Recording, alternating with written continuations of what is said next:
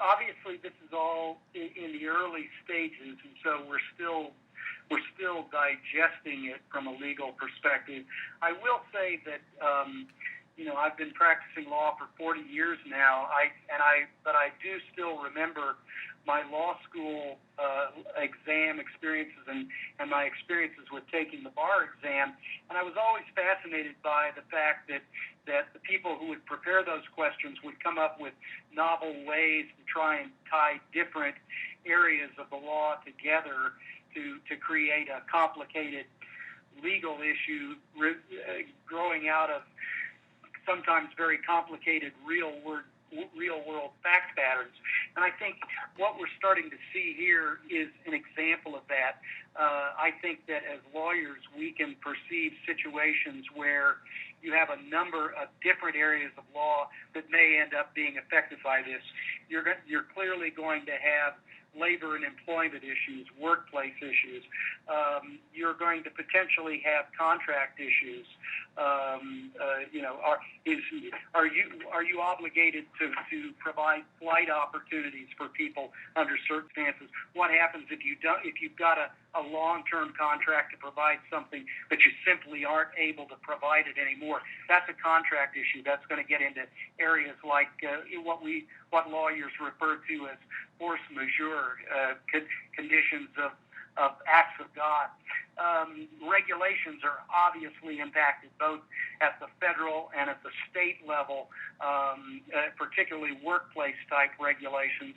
And I can also envision that we may, if this turns out to be a bit of a worst-case scenario, I could even envision tort issues coming up where people may have claims against companies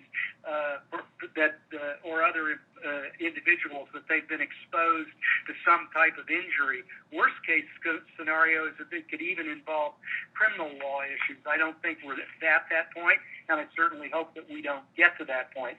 As far as some of the specific questions that we've been getting initially, some of the basics are things like, hey, can we ask an employee to stay home? Or can we tell them to go home if they have symptoms that we suspect could be something like the COVID-19 virus or even more commonly the very dangerous strains of influenza that seem to be going around this year? And the short answer to that question is yes. The flip side of that we're getting is, can employees refuse to come to work because they're afraid of getting from COVID-19? And the answer to that question is generally no.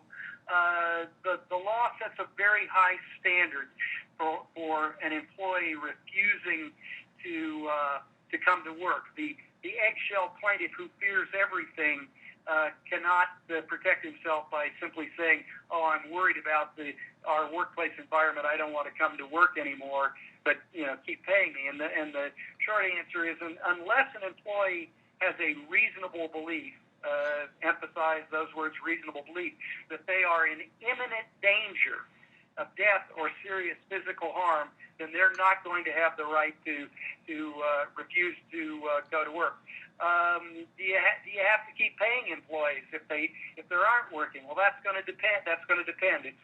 You may have under the Fair Labor Standards Act, you may not have to pay your line crew, but you may have to pay senior management if they're continuing to perform some of their duties, even if they're working off-site. If you've got a collective bargaining act, if you're a union shop, that will probably trump anything else.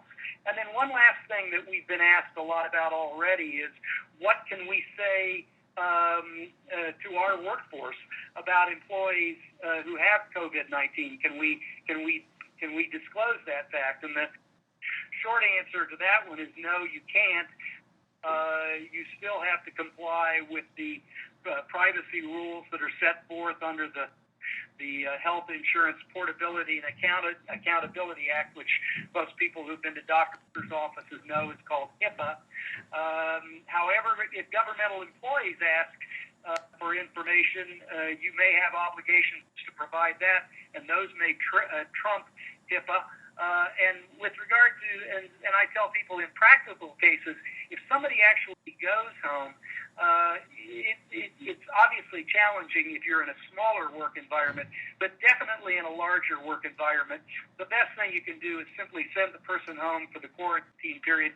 Do not disclose their identity. Don't say why they've been sent home or why they're not there, but you probably will have legal responsibilities to alert other employees to the fact that they may possibly have been in an environment that may involve exposure to the virus.